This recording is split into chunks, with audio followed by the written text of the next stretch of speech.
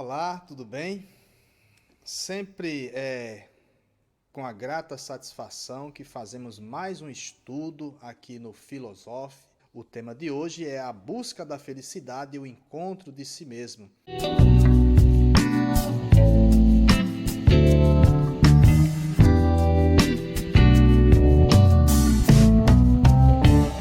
Bem, essa temática ela é bem discutida dentro da filosofia espírita, dentro da doutrina espírita. Nós já nos perguntamos o que precisamos para sermos felizes? Será que aquilo que nós estamos buscando agora vai nos levar à verdadeira felicidade? Porque existe também aquelas que são conhecidas como a falsa felicidade. É a felicidade que não nos leva a lugar algum, é aquela que nós a sentimos por um momento e logo ela vai embora. Então é sobre isso que nós iremos discutir também. E um outro ponto importante é esse encontro de si mesmo. Quando nós nos encontramos ou quando temos esse relacionamento conosco mesmo ao ponto de nos conhecermos enquanto ser humano e principalmente enquanto espírito que somos. O ser humano ele foi feito, ou melhor, foi criado para pensar, para indagar sobre diversas temáticas, inclusive acerca das coisas que o leva a ser feliz ou até mesmo a ser infeliz. Mas o objetivo, deixando claro, do ser humano é ser feliz. Então, tudo que o ser humano faça, como vai dizer Aristóteles, é em prol da felicidade.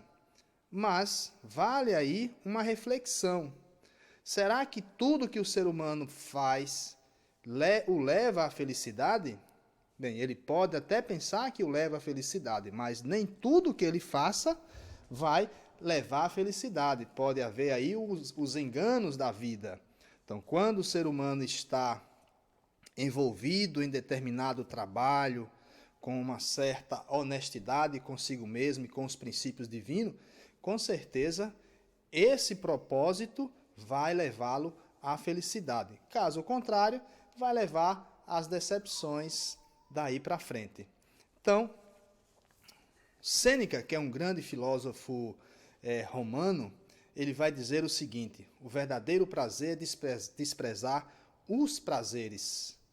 Então, se nós estamos preparados para desprezar os prazeres, nós vivemos em uma total abundância de prazer. Esse prazer que Sêneca está se referindo é exatamente a felicidade. A felicidade que nós temos de não precisar de tantas coisas como nós vemos no mundo atual. Novamente, Sêneca vai dizer que o bem supremo é a alma que despreza as coisas fúteis e se satisfaz com as virtudes. Quão belo seria ou será o homem quando ele atingir este nível de intelectualidade, este nível de compreensão moral e espiritual, quando ele perceber que as coisas mais belas do mundo são exatamente as virtudes, pois são as virtudes que nos fornecem mecanismos, que nos fornecem condições para vivermos em uma felicidade em abundância, em uma felicidade eterna, uma felicidade que não vem e volta, simplesmente fica. Este é o objetivo do ser humano. Para sermos felizes, é preciso buscar tal meio. Isso é importante nós deixarmos claro. E se realmente elegemos uma vida de felicidade, um meio para sermos felizes. Então, devemos respeitar primeiramente as leis humanas e especificamente as leis de Deus. Essas são mais importantes. Mas vocês poderiam me perguntar, onde estão essas leis? No Livro dos Espíritos, Allan Kardec vai perguntar exatamente sobre esta questão. Onde estão as leis de Deus, ou a lei de Deus? Os espíritos sabiamente vão responder que a lei de Deus está na nossa consciência. E é fácil de descobrir. Basta pararmos um pouco, não dar um passo à frente quando estamos em dúvida sobre alguma coisa que iremos fazer. Pensar se aquilo vai fazer bem para mim e pensar principalmente se aquilo vai fazer um bem para outrem. Se nós fizermos esta indagação a nós mesmos, já começamos aí a fazer o exercício do autoconhecimento. O exercício para sabermos dosar se algo que nós iremos fazer é exatamente algo que nos leva à felicidade e se é algo que é um verdadeiro bem, como vai muito bem falar Sócrates sobre essa questão no livro A República. Na verdade, quando nós fazemos estas observações, implica em outras questões. Primeiro, nos atentar sobre o direito que nós temos sobre as coisas, os direitos que nós temos no mundo, mas para termos direito não devemos esquecer também que devemos ter deveres. Então, uma coisa está associada à outra. Se eu vivo uma vida só atrás de direitos, sem buscar cumprir os meus deveres, eu vivo uma vida de egoísta, de um verdadeiro egoísta, porque eu só estou simplesmente buscando e não tentando dar algo em troca. Mesmo que, para isso, eu preciso aí fazer uma análise mais criteriosa sobre o meu dever enquanto espírito, enquanto ser humano. Mas, primeiramente, eu devo fazer essa observação sobre as minhas atitudes com relação à própria prática que eu venho fazendo e se ela me leva à verdadeira felicidade. O direito que eu tenho direito à vida, eu tenho direito a tudo aquilo que o mundo me oferece e que as coisas no meu cotidiano me oferecem. Mas também eu tenho dever para com a própria vida, já que esse mês é um mês do Setembro Amarelo, de prevenção à vida, eu tenho dever de cumprir com a preservação da minha própria vida e da vida do meu semelhante. Isso é um dever perante as próprias leis divinas. É uma questão que está lá nas leis naturais do Livro dos Espíritos, tratando muito bem sobre isso. Então, o nosso objetivo aqui não é encerrar os temas, mas trazer discussões. E se vocês quiserem aprofundar mais essas questões, eu sugiro ir até o Livro dos Espíritos e procurar as leis naturais para poder compreender mais um pouco sobre essas leis. Certo? Então, na terceira parte do Livro dos Espíritos, que trata sobre a perfeição moral, na questão 909, Allan Kardec vai fazer a seguinte pergunta aos espíritos: o homem sempre pode vencer as suas más tendências utilizando os seus próprios esforços? Veja só que é uma questão muito pontual. Ele está perguntando se o homem pode modificar as suas ações, modificar a sua conduta, modificar as suas más tendências, substituindo os vícios por virtudes, com seus próprios esforços. A resposta dos espíritos não poderia ser outra. Ela vai dizer que sim, pode sim um homem. E às vezes com pequenos esforços. O que lhe falta é vontade. Como são poucos os que se esforçam entre vocês. Essa é a resposta dos espíritos. Meus amigos, vocês que estão aí nos ouvindo, veja só que a resposta ela é bem contundente. Não há dúvida que se nós empregarmos esforços constantes para modificar os nossos pensamentos, as nossas ações, nós seremos pessoas mais felizes. A felicidade é quando nós possuímos coisas E mesmo que a perdemos, nós não sofremos.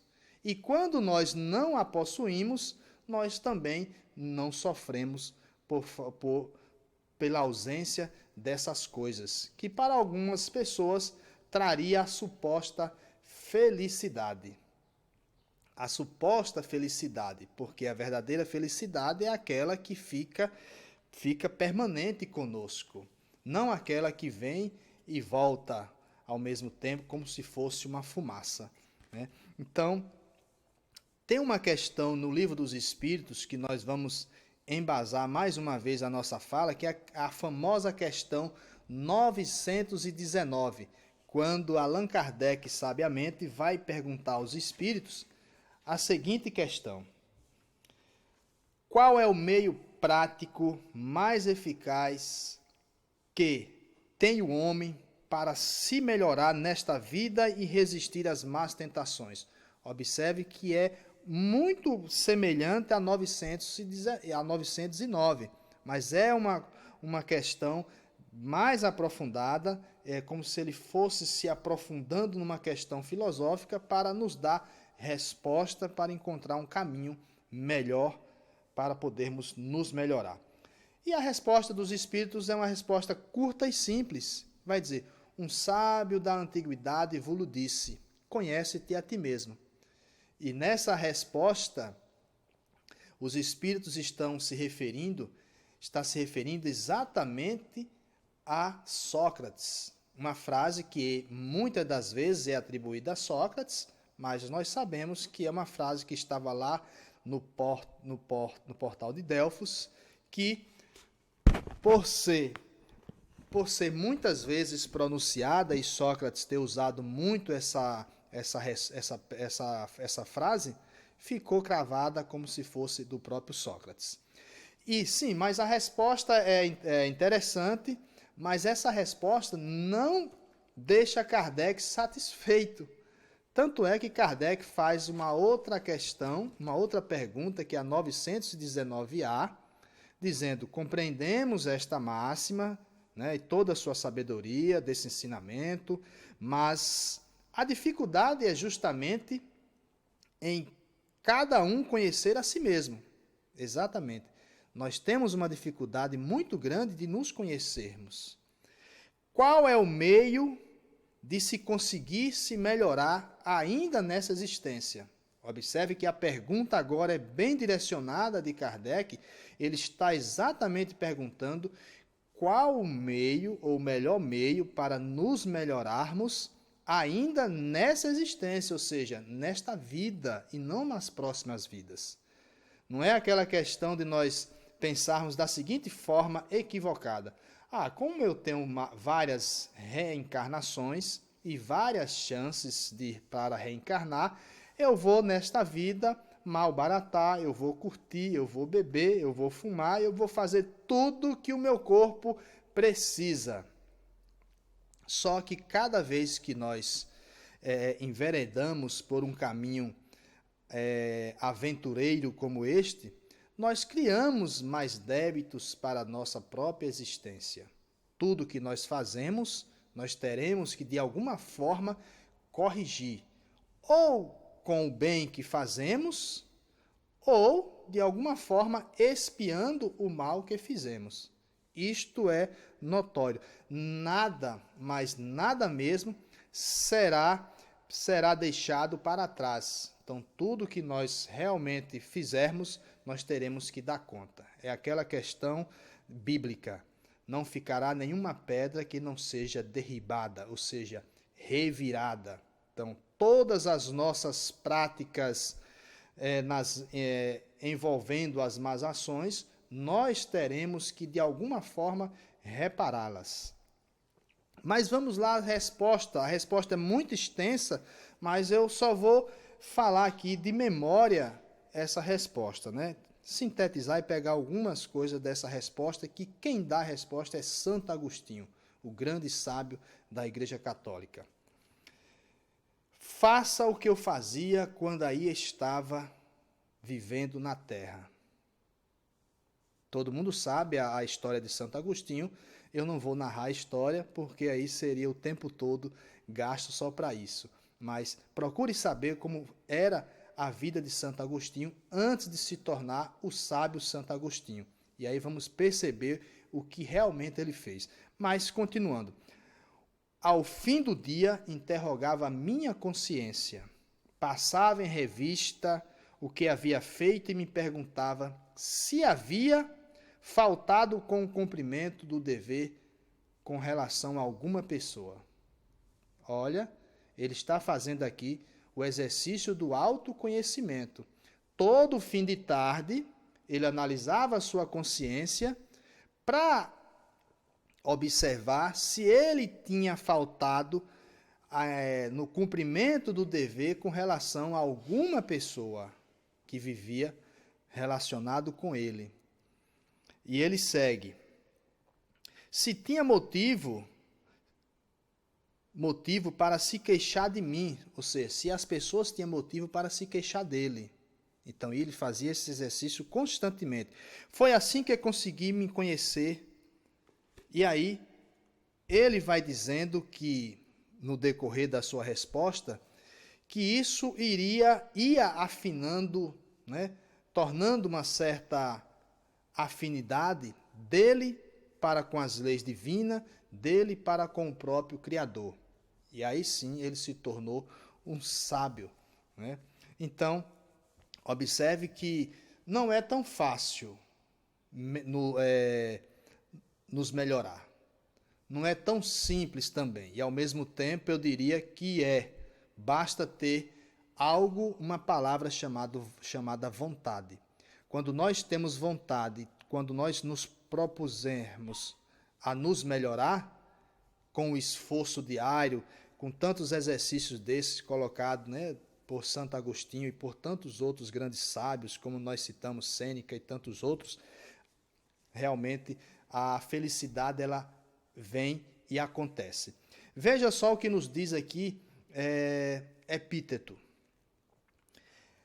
Ele conta um caso seguinte: se uma pessoa vem até você e diz, olha, aquela pessoa lhe fez uma crítica, falando sobre os seus defeitos, falando sobre você, tal, e ele diz o seguinte, de forma muito humilde, porque o verdadeiro sábio, aquele que quer ser sábio, aquele que quer ter uma vida feliz, não pode dar tanta importância às coisas que vêm externamente até ele, até mesmo uma crítica. Então ele diz o seguinte, sorria apenas e diga, eu acho que essa pessoa não conhece todos os meus outros defeitos, porque se o conhecesse, não teria dito somente ou mencionado somente estes. Observe que é uma pessoa que não se importa com os julgamentos que os outros têm dela, porque ele está tão envolvido nesse processo de de contemplação com o divino e muito bem relacionado com a conquista das virtudes, dormindo sempre o sono dos justos, que ele não dá importância ao que as pessoas dizem, porque quando chega um comentário desse, ele percebe que são comentários levianos e, ao mesmo tempo, ele percebe que pode se melhorar e que deve se melhorar, então age exatamente dessa forma, de uma forma muito humilde, se reconhecendo que não é perfeito e que tem outros defeitos, né? Tem outros defeitos que precisam ser corrigidos. Boa interpretação, boa colocação de Epíteto. Então, avaliar nosso convívio e nossas ações e o convívio com outras pessoas também nos ajuda a ter uma vida feliz. Por quê? A partir do momento que nós nos relacionamos com pessoas vis, com pessoas de má conduta, com pessoas viciosas e viciadas, nós temos que tomar um certo cuidado. Lembrando aqui a questão de Rousseau, que Rousseau vai dizer que o homem é um produto do meio, é influenciado pelo meio. Mas já Pestalozzi, que foi discípulo de Rousseau, vai dizer que eu vi que o homem é um produto do meio, mas vi também que o homem pode ser né, um produto que pode influenciar o meio. Então, observe que é uma questão bastante interessante, mas quais de nós estamos, neste momento, capacitados para influenciar o meio em que vivemos?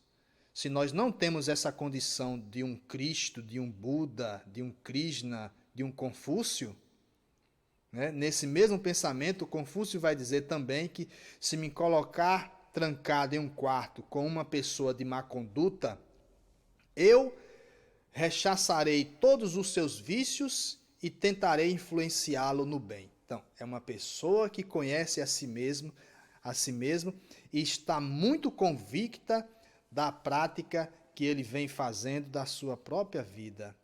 Portanto, é uma pessoa virtuosa, capaz de deixar de se influenciar por acontecimentos externos. Mas nós, se não temos essa capacidade, devemos evitar para não podermos nos deixar influenciar com essa má conduta, com a conduta de pessoas que podem nos levar a um determinado caminho que não seja um caminho de felicidade. Por outro lado, vale aí a reflexão de que se nós estamos realmente capacitados para isso, se nós realmente estamos preparados, vamos ajudar essas pessoas influenciando, falando uma palavra amiga, não deixando jamais que o mal se prospere, não dando vazão às questões, ao papo frívolo, né? Batendo palmas ou sorrindo para aquilo ali, como se atestasse aquilo como se fosse uma verdade e algo bom. Jamais. Aí nós estaremos contribuindo para uma vida infeliz, né?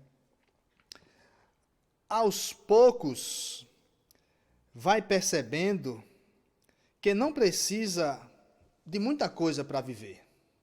Essa é uma reflexão também nessa linha de epíteto, mas, ou seja, quando o ser humano ele vai percebendo que não precisa, ou percebe que não precisa de muita coisa para viver, ou para ser feliz, ele já está no caminho certo da felicidade. E aí alguém poderia perguntar, mas se eu tenho muito, eu tenho que doar tudo, como disse Jesus, vai ao jovem rico, vai, vende tudo e segue-me. Não precisa doar tudo. A questão é, você é feliz com tudo? E se você perder tudo, você ainda assim é feliz? Então essa é a questão que nós devemos fazer. Ou então você que tem muito, deve se fazer. Eu tenho muito, mas se eu perder tudo, eu ainda assim serei feliz? Não me deixarei ser atacado pela falta dessas coisas? Sim. Outra coisa também é importante verificar. O que eu tenho está sendo útil para quem? Só para mim ou para outras pessoas? É um outro questionamento que nós devemos nos fazer, porque o verdadeiro homem feliz é aquele que se possui, o que ele possui, no caso as posses, deve gerar felicidade para ele e para outra pessoa. Se gera felicidade somente para ele, não é felicidade. Não é felicidade. É simplesmente um momento passageiro de felicidade. É a ilusão do momento em que vive. Então, são questões importantes que nós devemos fazer essa reflexão. Viver com sabedoria exige que se pague um preço muito alto. Exatamente. Muitas vezes o caminho da sabedoria, o caminho da felicidade, vai nos levar a certos momentos de indignação, isso é evidente, porque vamos observar tantas coisas erradas no mundo e muitas vezes não vamos poder fazer quase nada. Mas se o que tiver ao nosso alcance, nós devemos fazer. Outras vezes nós vamos ser colocados para escanteio, né? E nesse sentido nós temos que ter uma vida muito centrada naquilo que realmente desejamos. E para concluir, nós vamos citar aqui a questão 920, que diz: o homem pode desfrutar na terra de uma vida feliz completa? A resposta é exatamente não. É lembrando aquela questão de Jesus, né? Quando ele fala que a felicidade não é deste mundo. E realmente a vida feliz, como vai dizer os Espíritos. Porque a vida que ele foi dada pode ser como prova ou como expiação. Mas depende dele suavizar seus males e ser tão feliz quanto lhe seja possível sobre a terra. Portanto, a vida feliz cabe a nós dirigi-la, cabe a nós direcioná-la. Fica aí com as nossas reflexões e que possamos fazer uso da nossa vida para que, no decorrer da nossa existência, sejamos cada vez mais felizes. Até o próximo domingo e que Jesus nos abençoe, tenhamos Jesus sempre como meta.